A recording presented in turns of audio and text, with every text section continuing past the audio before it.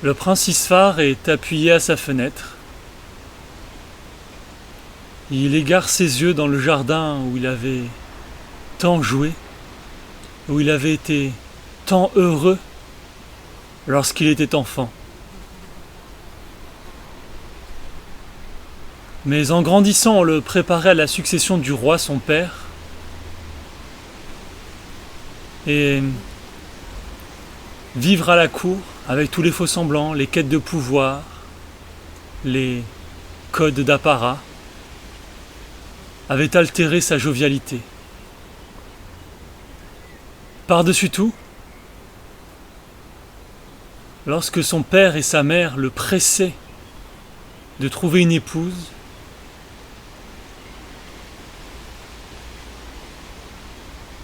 il déprimait de plus belle.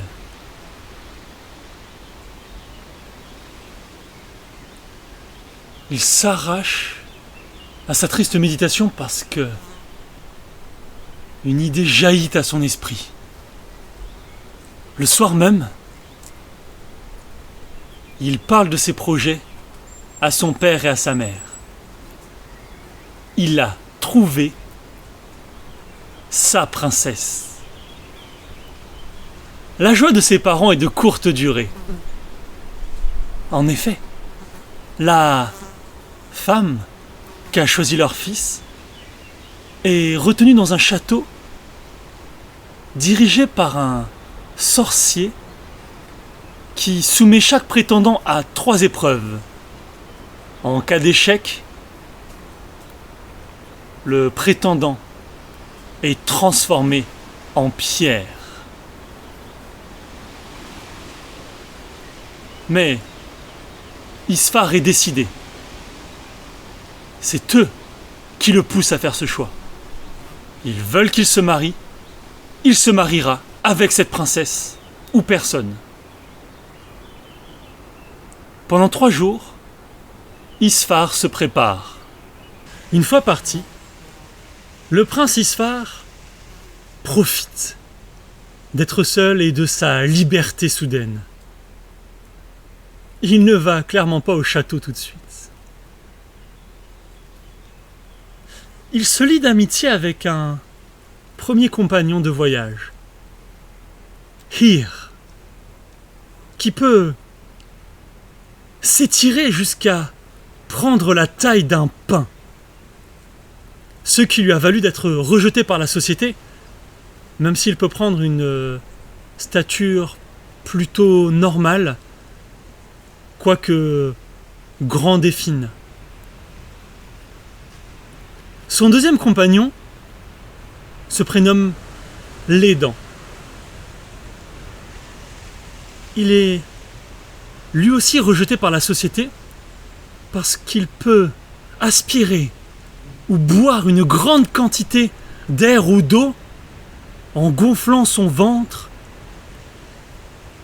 comme il le veut. Son troisième compagnon, Lagad Speeds, était lui aussi au banc de la société. En effet, peu importe là où sa vue se pose, que ce soit un objet ou un être vivant, ceci éclate en morceaux. Cependant, quand il garde les yeux fermés, il peut faire voyager sa vue où il le veut et même voir à l'intérieur des choses. C'est pourquoi il porte toujours un bandeau sur les yeux. La fin de la saison estivale approchant, les 3 compagnons d'Isfar s'inquiètent de le voir passer l'hiver avec eux et non dans sa famille ou dans la société qui les a rejetés. Ceci amène Isfar à leur raconter sa situation.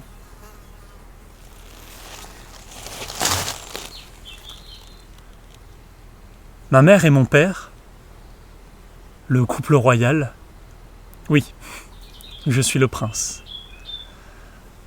veulent que je me marie et que j'épouse une princesse.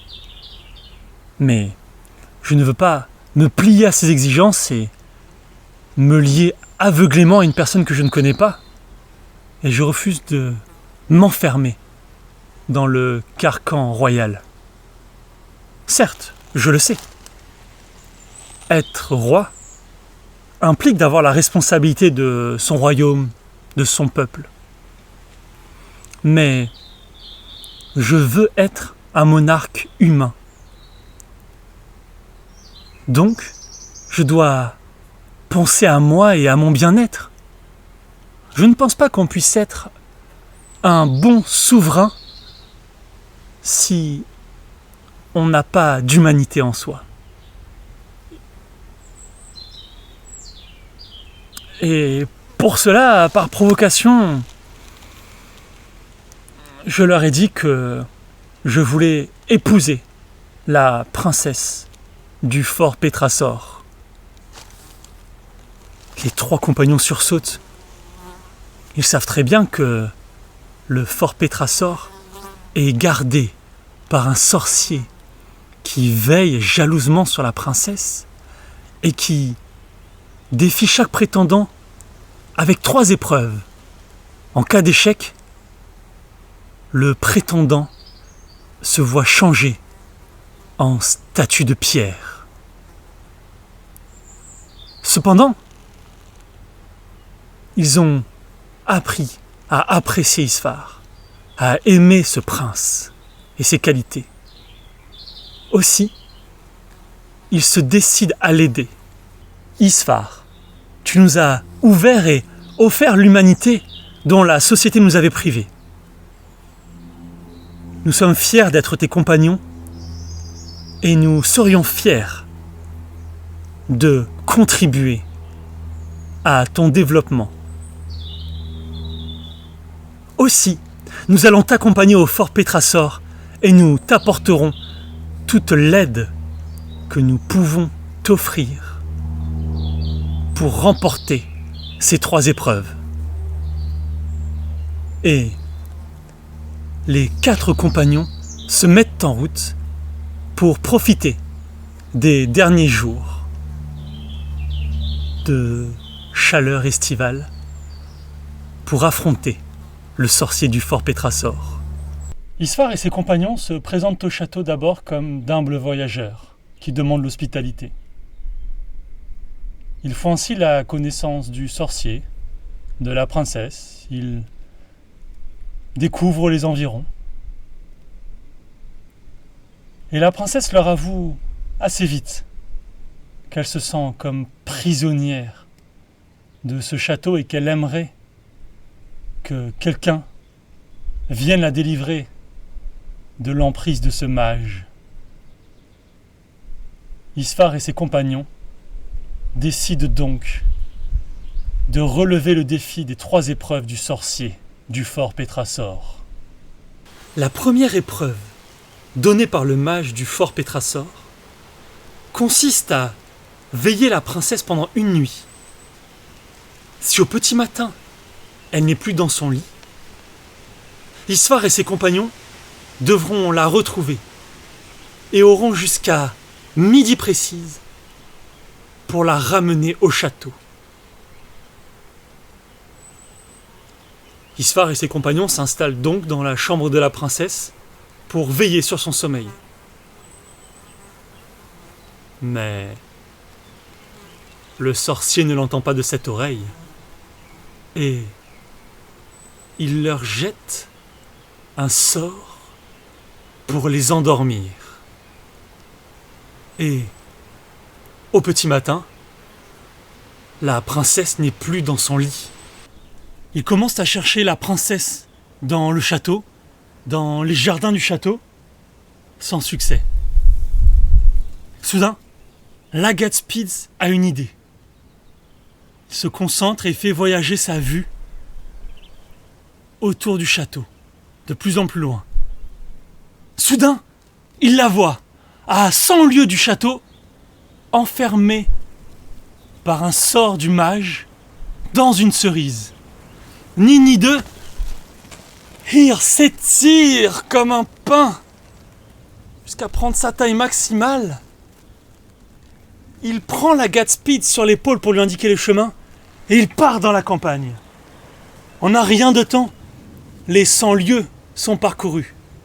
Il récupère la cerise et il rentre au château. Il arrive au château bien avant midi et à peine le seuil franchi, la cerise se retransforme en princesse. Lorsque le mage arrive à midi et qu'il voit la princesse et les 4 compagnons, une de ces 3 ceintures spéciales éclate en 1000 morceaux et tombe sur le sol. Il se vengera la prochaine nuit. La deuxième épreuve est identique à la première.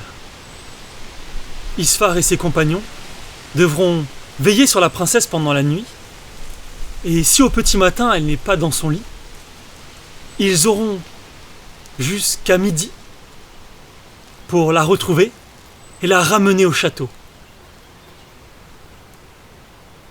Isfar et ses compagnons s'installent dans la chambre de la princesse, bien décidés à ne pas s'endormir. Mais le mage leur jette un sort encore, et Isfar et ses compagnons sombrent dans le sommeil. Lorsqu'ils se réveillent au petit matin, la princesse n'est plus dans ses draps. Cette fois-ci, sans perdre une seule seconde, la Gatspeed referme les yeux et se concentre pour rechercher la princesse. Il la trouve dans une pierre, emprisonnée encore par un sort, à 500 lieues du château, en haut d'une montagne. Hir, comme la veille, s'étire jusqu'à prendre la taille d'un pain, reprend la Gatspeed sur l'épaule et part dans la campagne. Les 500 lieues sont une formalité pour lui. Il récupère la pierre et rentre au château. À peine le seuil franchi, la pierre redevient princesse. Et lorsque le sorcier rentre à midi et qu'il voit la princesse et les 4 compagnons, une deuxième de ses ceintures éclate en 1000 morceaux et tombe sur le sol. La troisième épreuve sera terrible. Par souci d'originalité, la troisième épreuve donnée par le mage consiste à veiller sur la princesse pendant toute une nuit et, si elle n'est plus dans son lit au petit matin, à la retrouver et à la ramener au château avant midi. Isfar et ses compagnons se posent dans la chambre de la princesse, bien décidés à ne pas dormir de la nuit. Cependant, le mage ne l'entend pas de cette oreille et il leur jette un sort encore plus fort que les nuits précédentes. Les 4 compagnons succombent au sortilège et lorsqu'ils se réveillent, le soleil est déjà haut dans le ciel et la princesse n'est plus dans ses draps. Pressée par le jour qui avait déjà commencé et le soleil haut dans le ciel, la Gatspeed referme les yeux, cherche la princesse. Il la trouve à 1000 lieues du château, au fond d'un lac dans un anneau d'or. Sans perdre d'une seconde, Hir s'étire jusqu'à prendre la taille d'un pain. Il prend la Gatspeed sur l'épaule, les dents sous le bras, et il court à travers la campagne. Il court les 1000 lieues. Il arrive au bord du lac, les dents sautent à terre. Il met la bouche au bord du lac et commence à boire l'eau du lac. Il se gonfle, il se gonfle, il se gonfle, il se gonfle, il se gonfle. Lorsque l'anneau d'or est à portée de main pour Hir, suivant les indications de la Gatspeed, Hir plonge la main dans l'eau du lac qui reste, retire l'anneau d'or et repart au château en courant, pendant que les dents recrachent l'eau du lac. Hir court jusqu'au château. Lorsqu'il arrive en haut de la dernière colline, il voit le sorcier qui est dans les jardins. Il n'est plus qu'à quelques pas de la porte du château. La Gatspeed lui demande l'anneau d'or. Il se concentre, vise une fenêtre du château et lance l'anneau de toutes ses forces. L'anneau part en un éclair et la porte se referme sur le sorcier qui est rentré dans le château. Lorsque le sorcier referme la porte et se retourne, il voit la princesse et Isfar. Sa troisième ceinture éclate en 1000 morceaux pendant qu'il se change en statue de pierre, comme tous ceux qu'il avait maudits avant lui. Les compagnons se retrouvent et célèbrent leur victoire, puis prennent la route pour rentrer au château des parents d'Isfar.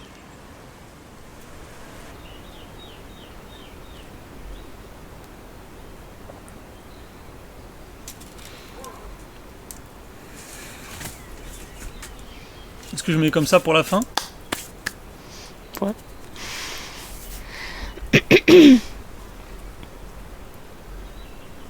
Isfar rentra à son château, où son père et sa mère l'accueillirent avec tellement de joie de le retrouver vivant, eux qui avaient tant craint qu'il soit changé en statue de pierre par le sorcier du fort Pétrasor. Isfar entretint de très bonnes relations avec la princesse qui reprit le contrôle de son château et il donna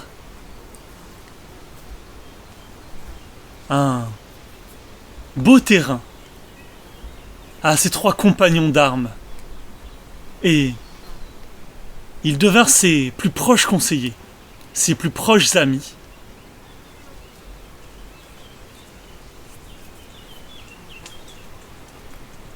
Je finis sur ça, ça va ? Non, je pense. Proches conseillers, ses proches amis, et on trouvait finir sur l'amitié.